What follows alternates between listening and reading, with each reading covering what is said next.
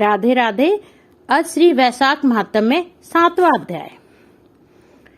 श्री नारद जी बोले, मिथिलापुरी का धर्मात्मा राजा इस अद्भुत चित्र को देख हाथ जोड़ सुखपूर्वक बैठे ब्राह्मण से कहने लगा, हे महात्मन, यह मैंने बड़ा अद्भुत तथा आश्चर्यमय चरित्र देखा, जिनके धर्म के प्रताप से इस वाकु वंशीय राजा को मोक्ष की प्राप्ति हुई। इस धर्म को विस्तार से कृपा कर मुझे सुनाइए।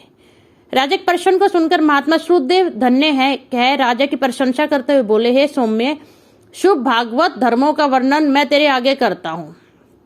इनको जान लेने से प्राणी संसारिक जन्मादि बंधनों से छूट जाता है। वैशाख में जो धर्म है, जैसे जल का घड़ा देना, प्याऊ लगवाना, मार्ग में छाया करना, बावड़ी, कुआं, तालाब, धर्मशाला बनवाना, सूर्योदय से पहले प्रतिदिन स्नान करना, मधुसूदन भगवान का सुगंधित कोमल पुष्पों से पूजन करना, कथा सुनना, मार्ग से थके हुओं को की हवा करना, श्रम को दूर करने वाला गोरस, गुड़ का शरबत पिलाना, जूता, खड़ाऊ, छतरी, पंखा, तिल, शहद, ईख, कपूर, कस्तूरी, चंदन आदि सुगंधित वस्तु, शैया, खाट, फल, दही, नैवेद्य इत्यादि दान करना, गौओं को घास डालना, अन्न दान इत्यादि करना, शरीर पर तेल आदि मर्दन ना करना, पत्ते पर भोजन करना, यह सब धर्म वैशाख मास में उत्तम है। स्त्रियों को माधव भगवान का पूजन फूलों से करना चाहिए। ऐसा न करने से पुत्र, आयु तथा पति सुख प्राप्त नहीं होते हैं। वैशाख मास में जल व अन्न दान भूखे प्राणियों को अवश्य करना चाहिए। न करने से पशु और पिशाच योनि मिलती है।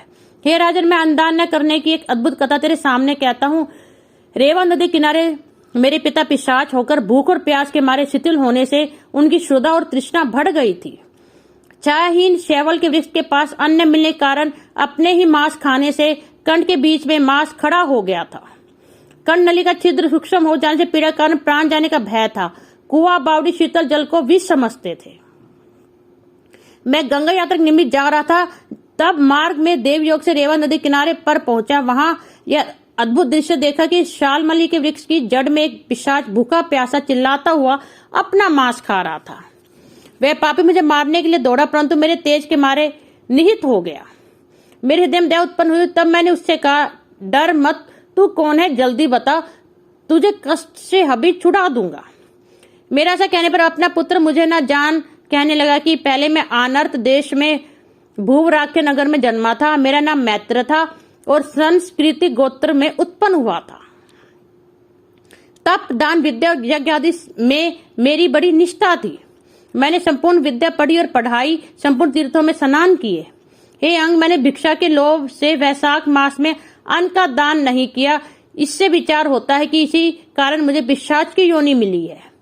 अब मेरे घर पर श्रुतदेव नाम का पुत्र है, जो बड़ा ख्यातिवान है। उससे मेरी दशा कह देना कि तेरा पिता अन्नदान न करने से स्वर्ग नहीं गया है और नर्मदा नदी के तीर पर बड़ा दुखी हो अपना ही मांस खाकर वृक्ष की जड़ में पिशाच बना बैठा है। अतः पिता को पिशाच योनि से छुड़ाने के लिए वैशाख मास में प्रातः काल स्नान कर विष्णु पूजा और भक्तिपूर्वक जल से मेरा तर्पण करे, फिर किसी ब्राह्मण को अन्न दान करे, जिससे मैं विष्णु पद को प्राप्त हो जाऊं। यदि तुम मुझ पर दया करोगे तो तुम्हारा कल्याण होगा। अपने पिता की ऐसी बात सुनकर दुख के मारे उसके पांव पर बहुत देर तक लकड़ी की भांति वह पड़ा रहा और अपनी निंदा कर नेत्रों में आंसू भर कहने लगा कि हे पिता, तुम्हारा पुत्र मैं ही हूँ। देवयोग से मैं यहाँ आ गया हूँ। अब तुम्हारे बतलाए अनुसार यात्रा करके शीघ्र घर जा। मेष की संक्रांति में विष्णु भगवान निमित्त अन्न अर्पण करूंगा। पिता की आज्ञा अनुसार मैंने तीर्थ यात्रा कर घरा वैशाख के महीने में अन्न दान किया। अब मेरे पिता पिशाच योनि से मुक्त हो विमान पर चढ़ मुझे आशीर्वाद दे विष्णु लोक को गए, जहां से फिर कर जाने वाले कभी नहीं आते। इसलिए अन्नदान सब शास्त्रों ने बड़ा धर्म कहा है। हे राजा, सब धर्मों का सारभूत है जो मैंने कह दिया। अब और किस बात की को सुनने की आपकी इच्छा है सो पूछ, मैं तुझसे सब सत्य कहूंगा। ओम तत्सत, ओम तत्सत, ओम तत्सत, ओम नमो भगवते वासुदेवाय।